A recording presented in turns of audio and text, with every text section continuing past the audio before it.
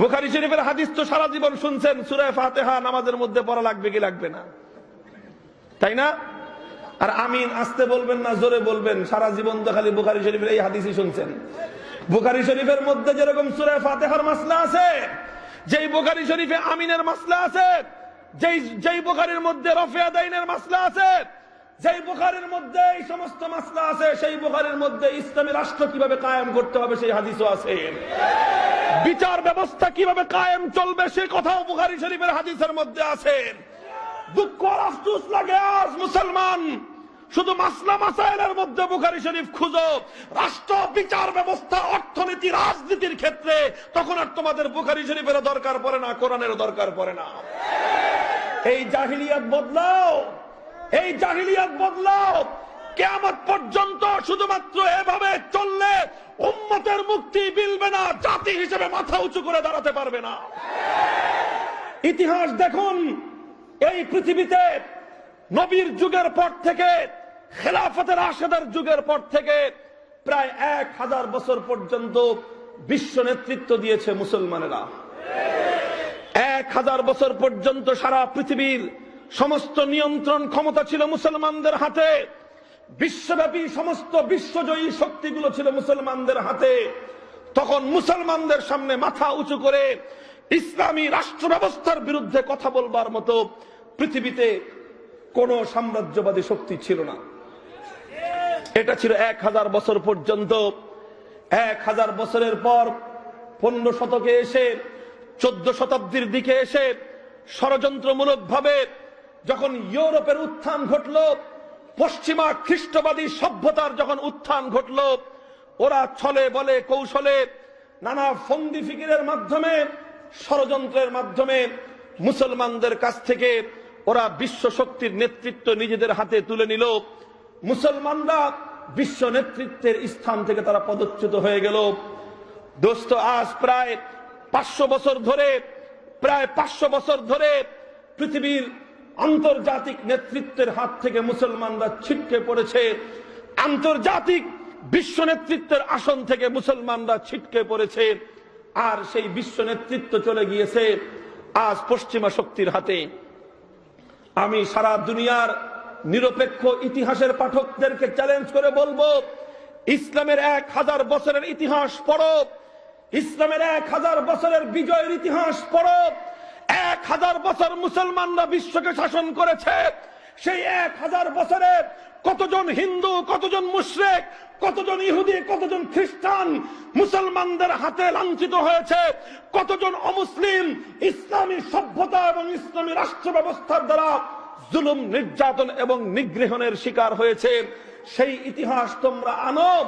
আর এর পরে বিগত 500 বছর ইউরোপিয়ানদের নেতৃত্বের 500 বছর, ব্রিটিশ সাম্রাজ্যবাদের 200 বছর, ফ্রান্সের সাম্রাজ্যের 200 বছর, ইউরোপ, আমেরিকা, রাশিয়ার সাম্রাজ্যের এই 500 বছর ইতিহাস তোমরা পড়ো। এই 500 বছরে পৃথিবী দুটি বিশ্বযুদ্ধ দেখেছে। এই 500 বছরে পৃথিবী দেখেছে পারমাণবিক বোমা নিক্ষেপ করে কিভাবে জনপদকে ধ্বংস করে দেওয়া হয়। এই পৃথিবী দেখেছে পারমাণবিক যুদ্ধের মাধ্যমে, সাম্প্রদায়িক দাঙ্গার মাধ্যমে কিভাবে একটি জাতিকে নির্মূল করে দেওয়া হয়, কিভাবে ইহুদিদেরকে নিধন করে পৃথিবীর বুক থেকে হিটলার নাৎসি বাহিনী নিশ্চিহ্ন করে দিয়েছে। ঠিক একইভাবে আজ রোহিঙ্গার, আরাকানের মুসলমানদেরকে জাতিগত নিধনের মাধ্যমে আজকে মায়ানমারের জালিম শাহী তাদের অস্তিত্ব বিলুপ্ত করে দেওয়ার ষড়যন্ত্র করছে। নবী আকরাম সাল্লাল্লাহু আলাইহি ওয়াসাল্লামের ঐতিহাসিক বাণী আজও পর্যন্ত হাদিসের পাতায় সোনার অক্ষরে লিপিবদ্ধ আছে। সহিহ আবু দাউদ শরীফের মধ্যে সহিহ সনদের মাধ্যমে বর্ণিত, আল্লাহর পয়গম্বর বলেছেন, আলা মান যালামা মুআহিদান আও ইনতাকাসাহু আও কাল্লাফাহু ফাওকা তাকাতিহি ফাআনা হাজিজুহু ইয়াউমাল কিয়ামাহ। আল্লাহু আকবার। আলা মান যালামা মুআহিদান আও ইনতাকাসাহু আও কাল্লাফাহু ফাওকা তাকাতিহি ফাআনা হাজিজুহু ইয়াউমাল কিয়ামাহ। আমার নবী, মানবতার নবী, বিশ্ব মানবতার মুক্তির মহাদূত, জাতি ধর্ম নির্বিশেষে সারা বিশ্ববাসীর মুক্তির একমাত্র যিনি পতাকাবাহী নবী মুহাম্মদ আরবি সাল্লাল্লাহু আলাইহি ওয়াসাল্লাম বলেছেন, আমার উম্মত খবরদার, তোমাদের মধ্যে কেউ যদি কোন সংখ্যালঘু অমুসলিম নাগরিক যারা মুসলিম জনপদে বৈধভাবে বসবাস করে তাদের উপর যদি আমার কোন উম্মত জুলুম করে, আলা মান যালামা মুআহিদান, যে কোন সংখ্যালঘুর উপর জুলুম করবে, আমিন তাকাসাহু, অথবা তার কোন অধিকার সে হরণ করে নিবে, আও কাল্লাফাহু ফাওকা তাকাতিহি, অথবা যেই পরিমাণ সাধ্য তার নাই একজন সংখ্যালঘুর উপর অন্যায়ভাবে কোন বোঝা তার উপর চাপিয়ে দিবে, তাহলে অর্থাৎ যারা সংখ্যালঘুকে অন্যায় করবে, অত্যাচার করবে, অবিচার করবে, তার সাধ্য সামর্থ্যের চেয়ে বেশি তার উপর কোন বোঝা চাপিয়ে দিবে, আল্লাহর পয়গম্বর বলেন দুনিয়ার কোন আদালত যদি তার বিচার নাও করতে পারে, ফাআনা হাজিজুহু ইয়াউমাল কিয়ামাহ, কিয়ামতের দিন মহান আল্লাহ পাক রব্বুল আলামিনের ইনসাফের সুপ্রিম আদালত যেদিন কায়েম হবে, ইনসাফের সুপ্রিম আদালত যেদিন কায়েম হবে, সেদিন দুনিয়ার কোন মানুষ তার পক্ষে তার বিপক্ষে বিচার না দিলেও স্বয়ং আমি রহমতে দো আলম মুহাম্মদ আরবি সাল্লাল্লাহু আলাইহি ওয়াসাল্লাম আমার সেই উম্মতের বিপক্ষে সংখ্যালঘুর পক্ষ হয়ে আমি বাদী হয়ে বিচার দায়ের করে দেব। আমি আনা হাজিজুহু ইয়াউমাল কিয়ামাহ, কিয়ামতের দিন আমি তার বিরুদ্ধে আল্লাহর দরবারে ইনসাফের আদালতে বিচার দায়ের করব। ও দুনিয়ার মানুষ, কি তোমাদের ধারণা যেই পয়গম্বরের শাফাআত ছাড়া মুক্তির আশা করা যায় না, যেই পয়গম্বরের সুপারিশ ছাড়া মুক্তির আশা করা যায় না, যেই পয়গম্বরের হাত থেকে হাউজে কাউসারের পানি পান করা ছাড়া পিপাসা নিবারণের বিকল্প কোনো পথ খুঁজে পাওয়া যাবে না, যে পয়গম্বরের সুপারিশ ছাড়া ফুলসিরাতের ভয়াবহ এই পথ পাড়ি দেওয়ার কোনো পথ থাকবে না, সেই পয়গম্বর যদি তোমার বিরুদ্ধে অথবা আমার বিরুদ্ধে আল্লাহর দরবারে বাদী হয়ে বিচার দায়ের করে দেন, তাহলে আমার আর তোমার মুক্তির কোনো উপায় থাকবে না। আল্লাহর নবী কার বিরুদ্ধে বিচার দায়ের করবেন? হে দুনিয়ার মুসলমান, হে দুনিয়ার অমুসলিমেরা, ইসলামের সার্বজনীনতা এবং ইসলামের সম্প্রীতির উদারতা একটু বুঝবার তোমরা চেষ্টা করো। আল্লাহর নবী এ কথা বলেন নাই যে নামাজ পড়ে না আমি তার বিরুদ্ধে আল্লাহর দরবারে বিচার দেব। নবীজি এ কথা বলে নাই যে হজ করে না আমি তার বিরুদ্ধে বিচার দেব। আল্লাহর পয়গম্বর এ কথা বলে নাই যে যাকাত দিবে না আমি তার বিরুদ্ধে বিচার দিব। আল্লাহর নবী অন্য কোন ব্যাপারে কথা বলেন নাই। আল্লাহর পয়গম্বর বলেছেন আমার উম্মত হয়ে, আমার উম্মতের আদর্শের পতাকাধারী হয়ে কোন একজন অমুসলিমের উপর যদি জুলুম করে, তাহলে দুনিয়ার কোন মানুষ তার বিচার করতে না পারলেও স্বয়ং আমি আল্লাহর পয়গম্বর আমার ওই উম্মতের বিরুদ্ধে সংখ্যালঘুর পক্ষ হয়ে আল্লাহর দরবারে বিচার দায়ের করব।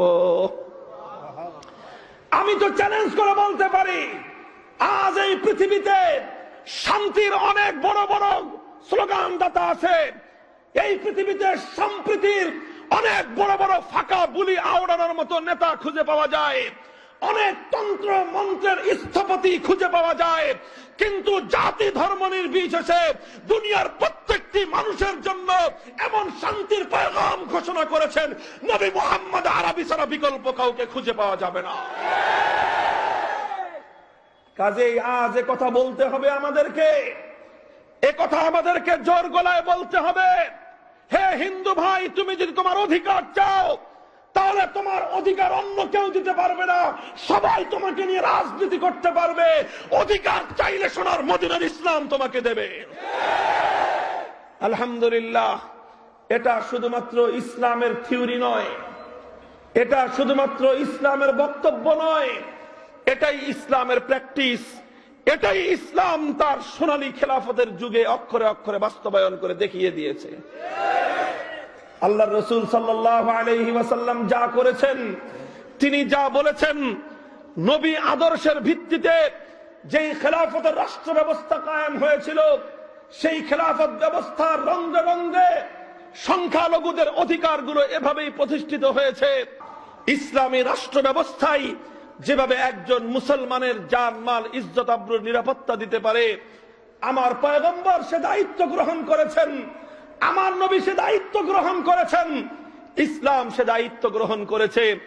দেখেন, ইসলামের উদারতার আদর্শ, ইসলামী রাষ্ট্র ব্যবস্থার অন্যতম একটা সৌন্দর্যের দিক হলো ইসলামী রাষ্ট্রের মধ্যে অন্য ধর্মাবলম্বী যারা থাকে, ইসলাম তাদেরকে বলে জিম্মি।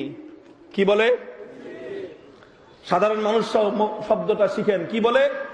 জিম্মি। জিম্মি বলে। জিম্মি অর্থ কি? আরবি ভাষার শব্দ। জিম্মি শব্দটা জিম্মাতুন থেকে, জিম্মাটা আমাদের বাংলা ভাষায় ব্যবহার হয়। আপনি যদি আদালতে যান, জামিন চান, তাহলে আদালত বলবে কার জিম্মায় জামিন চান? তখন আপনাকে দেখাতে হবে যে আমি অমুকের জিম্মায় জামিন চাই। তখন আদালত একজন অ্যাডভোকেট, আইনজীবী, তালিকাভুক্ত আদালতের আইনজীবীর জিম্মায় আপনাকে জামিন দিবে। জিম্মায় অর্থ হলো আপনি আমার দায়িত্বে থাকেন। তাহলে ইসলাম বলছে ইসলামী রাষ্ট্রের মধ্যে হিন্দু যারা থাকবে, বৌদ্ধ যারা থাকবে, অন্য ধর্মাবলম্বী যারা থাকবে, তারা হলো জিম্মি। জিম্মির অর্থ কি? তারা কারো না কারো দায়িত্বে আছে। কার দায়িত্বে? আল্লাহর পয়গম্বরের সহিহ হাদিস, লাহু জিম্মাতুল্লাহি ওয়া জিম্মাতু রাসূলিহি, লাহু জিম্মাতুল্লাহি ওয়া জিম্মাতু রাসূলিহি। ইসলামী রাষ্ট্রের মধ্যে, ইসলামী রাষ্ট্রের গোটা ভূখণ্ডের মধ্যে যতজন অমুসলিম বৈধভাবে বসবাস করবে, আল্লাহর রাসূল বলছেন তারা শুধু রাষ্ট্রের দায়িত্বে নয়, তারা শুধু রাষ্ট্রপ্রধানের দায়িত্বে নয়, তারা শুধু প্রশাসনের দায়িত্বে নয়, বরং তারা স্বয়ং আল্লাহ এবং তার রাসূলের দায়িত্বে থাকে। এরপরে আল্লাহর নবী তার উম্মতকে সতর্ক করেছেন, ফালা তুগফিরুল্লাহ ফি জিম্মাতিল্লাহি ওয়া জিম্মাতি রাসূলিহি। আমার উম্মত, কোন মুসলমানের উপর যদি আঘাত করিস সেটা তোর আর মুসলমানের ব্যাপার, কিন্তু কোন অমুসলিমের উপর যদি আঘাত করিস সেটা তোর আর আল্লাহর ব্যাপার। ভালো করে বুঝেন, ভালো করে বুঝেন কোন ইসলাম সম্পর্কে আজকে সমাজের মধ্যে আতঙ্ক তৈরি করার চেষ্টা করা হচ্ছে, কোন ইসলাম সম্পর্কে আজকে সমাজে ভীতি তৈরি করবার চেষ্টা করা হচ্ছে। যে ইসলাম বলে মুসলমানকে আঘাত করলে তার বিচার মুসলমান করবে, হিন্দুকে আঘাত করলে তার বিচার কে করবেন? আনো পৃথিবীতে অন্য কোন তন্ত্র আছে এমন, আনো আর কোন মতবাদ, আর কোন রাষ্ট্র ব্যবস্থা আছে এমন যে একজন সংখ্যালঘু অমুসলিম একজন ভিন্ন ধর্মাবলম্বীকে এতটা সেফটি, এতটা নিরাপত্তা দিয়েছে? আমি চ্যালেঞ্জ করে বলতে পারি এই পৃথিবীতে ইসলাম ছাড়া দোসরা কোন মতবাদ এমন নাই। মক্কা বিজয়ের কথা, ইসলামী রাষ্ট্র ব্যবস্থার কথা আল্লাহর কোরআন শুরু থেকে শেষ পর্যন্ত অধ্যয়ন করবার পর ইসলামী রাষ্ট্র ব্যবস্থা এর মৌলিক একটা নীতির কথা যেটা বুঝে আসে, আল্লাহ পাক রব্বুল আলামিন সমস্ত পয়গম্বরদেরকে দুনিয়াতে পাঠিয়েছিলেন যে উদ্দেশ্যে। কোরআনে পাকের সূরাতুল হাদীদ বলে, লাকাদ আরসালনা রুসুলানা বিল বায়্যিনাতি ওয়াল হুদা ওয়া আনজালনা মাআহুমুল কিতাবা ওয়াল মিজান লিয়াকুমান নাসু বিল কিসত। আল্লাহ বলছেন, আমি আমার জগতের মধ্যে এই পৃথিবীতে যত নবী রাসূল প্রেরণ করেছি, আদম আলাইহিস সালাতু ওয়াস সালাম থেকে নিয়ে শুরু করে আখেরি নবী মুহাম্মদুর রাসূলুল্লাহ সাল্লাল্লাহু আলাইহি ওয়াসাল্লাম পর্যন্ত যত নবী, যত রাসূল, যত পয়গম্বর দুনিয়াতে আগমন করেছে, তাদের আগমনের একটা অভিন্ন উদ্দেশ্য ছিল, একটা মৌলিক উদ্দেশ্য ছিল। সেটা হলো লিয়াকুমান নাসু বিল কিসত, মানব সমাজের মধ্যে ন্যায় বিচার এবং ইনসাফ কায়েম করা।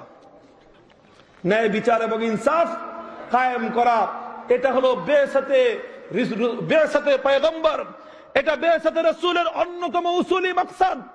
হযরত মাওলানা মুফতি শফি সাহেব রাহমাতুল্লাহি আলাইহি তার জগৎ বিখ্যাত তাফসীর মাআরিফুল কোরআনের মধ্যে সূরাতুল হাদীদের তাফসীরে কথা লিখেছেন স্পষ্ট ভাবে, নবীদের দুনিয়াতে আগমনের অন্যতম একটা মৌলিক উদ্দেশ্য হলো ন্যায় বিচার প্রতিষ্ঠা করা। আজ আমাদেরকে, আমরা যদি ন্যায় বিচারের কথা কই তাহলে বলবে যে হুজুর নামাজের মাসলা করেন, ন্যায় বিচারের কথা আপনি বলতে আসছেন কেন? কথা ন্যায় বিচারের কথা বলবে কে? নয়, ন্যায় বিচারের কথা বলবে পলিটিশিয়ানরা, ন্যায় বিচারের কথা বলবে রাজনীতিবিদরা। কোন রাজনীতিবিদরা ন্যায় বিচারের কথা বলবে? যারা শুধুমাত্র নিজের ক্ষমতার মসনদ দখল করবার জন্য ভাইয়ের বুকের মধ্যে যে বুলেট ছুড়ে, ওই রাজনীতিবিদের দ্বারা কোনোদিন ন্যায় বিচারের কথা আসতে পারে না। আজ আমরা এমন এক পুঁতি দুর্গন্ধময় প্রতিযোগিতামূলক রাজনীতির যাতা করে পিষ্ট হচ্ছি, যে রাজনীতি আমাদেরকে বুলেটের আঘাত করে আমার মায়ের বুক থেকে তার সন্তানকে কেড়ে নেয়, যে রাজনীতি আজকে আমাদের সমাজের মধ্যে অন্ধকারের মধ্যে আগুন জ্বালিয়ে দিয়ে রাস্তায় রাস্তায় মানুষকে হত্যা করে, যে রাজনীতির কারণে আজকে আগুনে পুড়ে আমার অসংখ্য মায়ের বুক খালি হয়। ন্যায় বিচারের কথা ওই রাজনীতিবিদদের কাছ থেকে শোনা আজকে আমাদের জন্য দুরূহ হয়ে দাঁড়িয়েছে। কথা ঠিক না বেঠিক? ন্যায় বিচারের কথা বলতে হবে আলেম সমাজকে, যারা ওয়ারাসাতুল আম্বিয়া, যারা নায়েবে নবী, তারা যদি ন্যায় বিচারের কথা না বলে তাহলে নায়েবে নবীর দাবি তাদের জন্য মিথ্যা হয়ে যাবে। আমি বলছিলাম মুহতারাম হাজিরিন, সমস্ত পয়গম্বরদের আগমনের মৌলিক একটা লক্ষ্য এবং উদ্দেশ্য হলো দুনিয়াতে ন্যায় বিচার কায়েম করা, ইনসাফ প্রতিষ্ঠা করা। মক্কা বিজয়ের এই ঐতিহাসিক লগনে আল্লাহর নবী, মানবতার নবী, ন্যায় বিচারের মূর্ত প্রতীক নবী মুহাম্মদ আরবি সাল্লাল্লাহু আলাইহি ওয়াসাল্লাম এক অনন্য নজির কায়েম করেছিলেন এই ইনসাফ এবং ন্যায় বিচারের।